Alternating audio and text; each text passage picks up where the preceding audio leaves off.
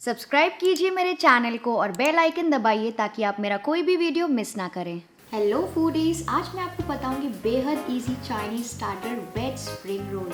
इसे बनाएंगे घर में बहुत ही आसानी से और ये परफेक्टली क्रिस्पी बनता है, बाहर से बिल्कुल रेस्टोरेंट स्टाइल जैसा। तो चलिए इसे बनाना शुरू करते हैं। सबसे पहले एक पैन लेंगे और उसमें थोड़ा सा तेल डालेंगे। जैसे ही तेल गर्म हो जाएगा इसमें डालेंगे फाइनली चॉप्ड जिंजर यानी कि अदरक, और नेक्स्ट हम डालेंगे फाइनली चॉप्ड गार्लिक यानी कि लहसुन, और इसे मिक्स करेंगे थोड़ी देर के लिए, जैसे इसका कच्चापन निकल जाए। तो इसे थोड़ी देर ऐसे पकने दीजिए और उसके बाद हम अपनी सारी वेजिटेबल्स डालेंगे जो हम यूज़ कर रहे हैं। तो सबसे पहले मैं डाल रही हूँ स्प्रिंग अनियन वाइट्स यानी कि उसका ऊपर का हिस्सा।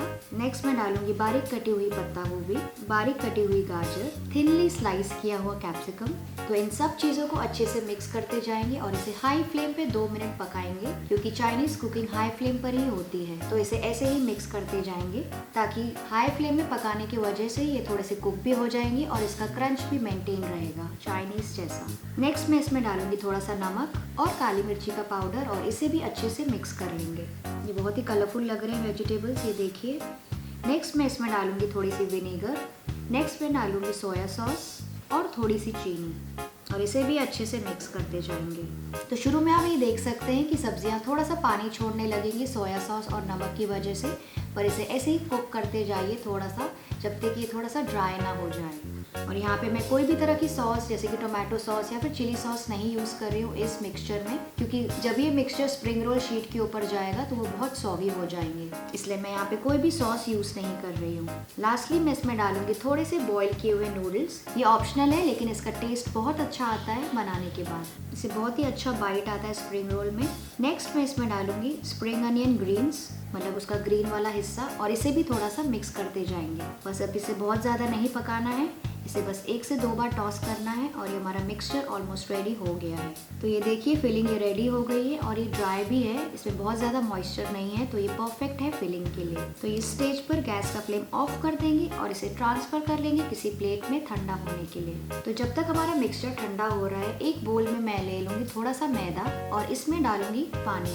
थोड़ा थोड़ा पानी ऐड करते जाइए और इसका गाढ़ा मिक्सचर बनाते जाइए। ये मिक्सचर बहुत ज़्यादा गाढ़ा या फिर बहुत ज़्यादा पतला भी नहीं होना चाहिए, पर ये थोड़ा सा स्टिकी होना चाहिए ताकि स्प्रिंग रोल्स चिपक जाए। तो मैं आपको दिखाती हुई कंसिस्टेंसी, ये थोड़ा सा ऐसे स्टिकी ग्लू जैसा होना चाहिए। नेक्स्ट यहाँ पे मेरे पास ये स्प्रिंग रोल शीट्स या फिर रैपर्स है, ये मैंने पहले से ही बना के रखे हैं। इसका लिंक भी आप इसके डिस्क्रिप्शन में चेक कर सकते हैं, ये भी मेरे चैनल में है। तो आज हम ये यूज़ करेंगे स्प्रिंग रोल्स बनाने के लिए। ये देखिए कितने अच्छे और पतले बने हैं। तो सबसे पहले मैं एक स्प्रिंग रोल शीट लूँगी स्प्रिंग रोल बनाने के लिए, और उसके तीनों साइड्स में मैं ये मिक्सचर जैसे मैदा का मिक्सचर लगा दूँगी।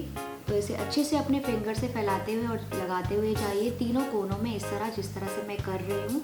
और ये काम करेगा हमारा ग्लू जैसा, मतलब कि स्प्रिंग रोल को रोल करने के समय अच्छे से चिपका देगा। तो ये देखिए ये तीनों तरफ तैयार है मैदा मिक्सचर के साथ। अब इसके सेंटर में 2 टेबलस्पून मिक्सचर डालेंगे। तो इसे एक साइड पे कोने में लगाइए। आप देख सकते हैं कि इसके एक साइड के हिस्से में मैंने ये मिक्सचर डाल दिया है, और अब हम फ्लिप करेंगे दोनों बाजू, मतलब लेफ्ट और राइट वाले साइड्स हम सेंटर में डाल देंगे। इसे थोड़ा सा प्रेस करेंगे मिक्सचर के ऊपर और फिर हम अपना रोल करना स्टार्ट करेंगे।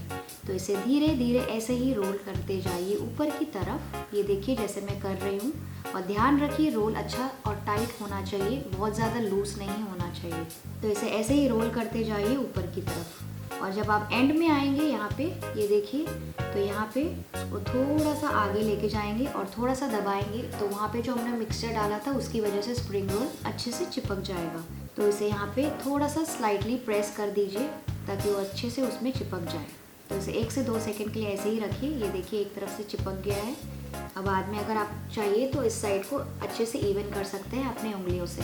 तो इसी तरह से सारे स्प्रिंग रोल तैयार कर लीजिए। ये देखिए मैंने सारे स्प्रिंग रोल्स तैयार कर लिए हैं। अगर आपको चाहिए तो आप इस स्टेज में इसको फ्रिज में भी रख सकते हैं कम से कम 3 से 4 दिनों के लिए।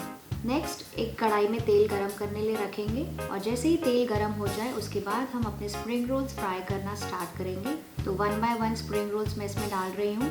ध्यान रखिए बहुत ज़्यादा स्प्रिंग रोल्स इसमें नहीं डालना है, वरना ये आपस में चिपकने लगेंगे। तो इसे मीडियम से हाई फ्लेम पर पकने देंगे 2 से 3 मिनट के लिए, या जब तक ये स्लाइटली गोल्डन ब्राउन और क्रिस्पी ना हो जाए। तो ये देखिए ये अच्छे से कुक हो गए हैं और ये इसका कलर भी बहुत अच्छा आया है और इस साइड से आप देख सकते हैं कि क्रिस्पी भी लग रहे हैं। तो इस समय मैं इनको निकाल दूंगी किसी टिश्यू पेपर में ताकि उसका एक्सेस ऑयल निकल जाए।